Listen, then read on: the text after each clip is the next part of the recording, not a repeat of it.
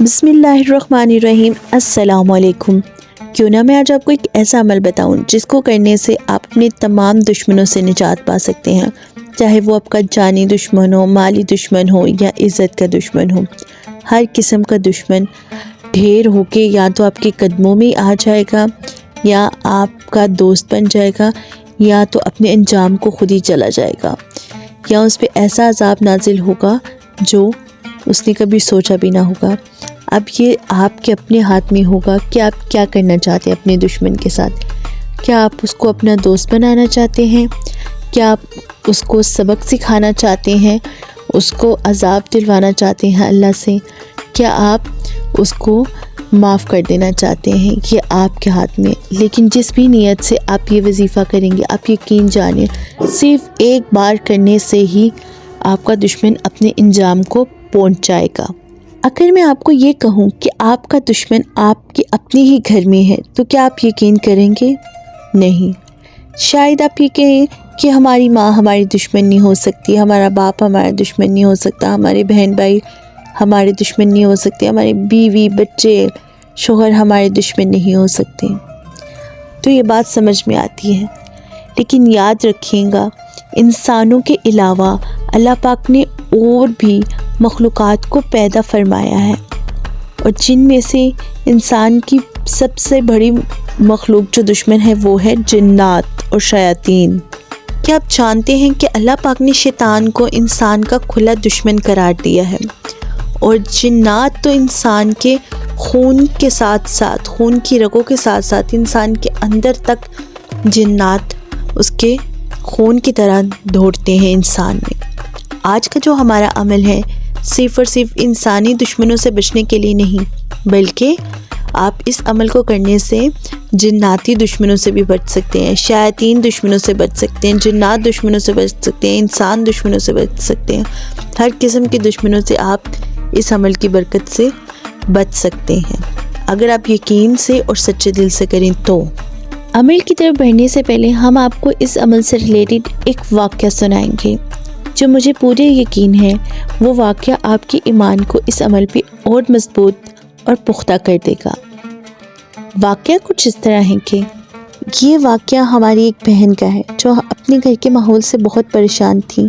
छोटी छोटी बात पे लड़ाई झगड़े मार पिटाई, यहाँ तक कि 24 घंटे कभी एक बीमार होता तो दूसरा ठीक हो जाता था, दूसरा बीमार होता था तो पहला ठीक हो जाता था। मतलब घर में एक बीमार हुआ, एक ठीक हुआ तो उसी वक्त दूसरा बीमार हो जाता, यानी घर में 24 वक्त बीमारी का डेरा लगा रहता और छोटी छोटी बात पे लड़ाई झगड़े रहने, घर का माहौल बहुत ख़राब रहता था।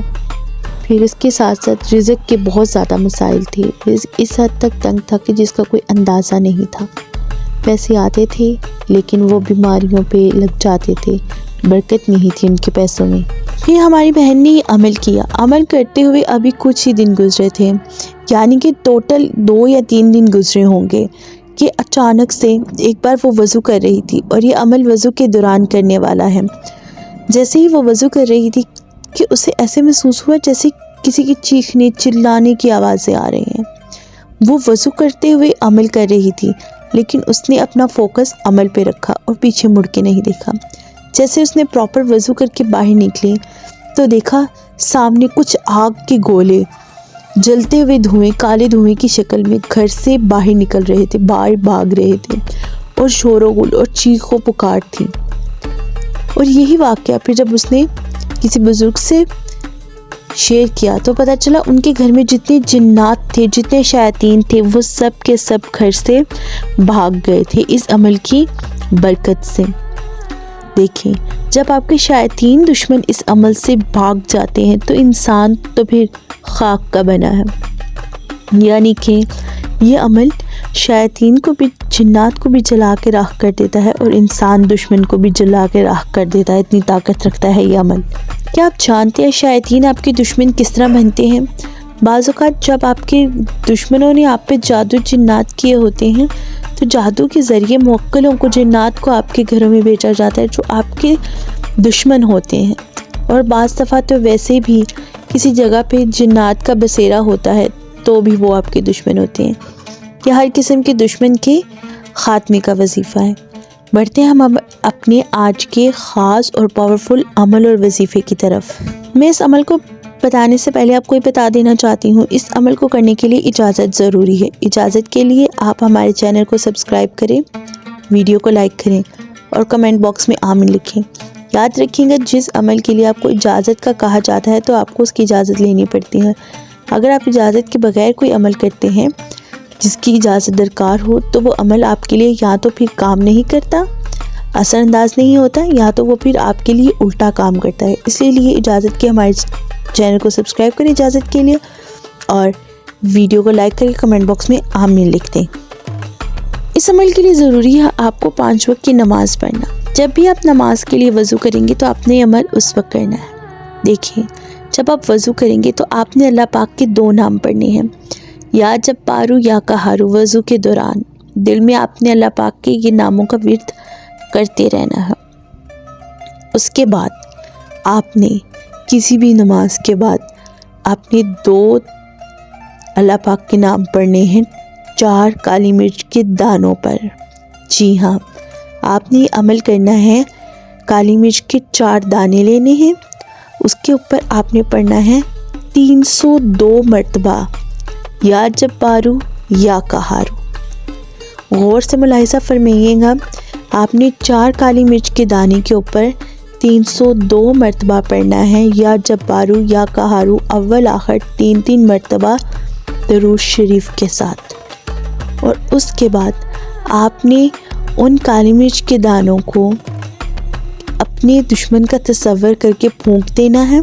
ठीक है, जो भी आप दुश्मन के साथ करना चाहते हैं, चाहे आप उसको सबक सिखाना चाहते हैं, मारना चाहते हैं, तबाह करना चाहते हैं, ख़त्म करना चाहते हैं, दुश्मन की ज़बान बंदी करना चाहते हैं, या दुश्मन की दुश्मनी को दोस्ती में बदलना चाहते हैं, या उसको कोई सज़ा दिलवाना चाहते हैं अल्लाह पाक से, जो भी आप अपने दुश्मन के साथ करना चाहते हैं, आप वो नियत करेंगे और उन मिर्चों के ऊपर फूंक देंगे।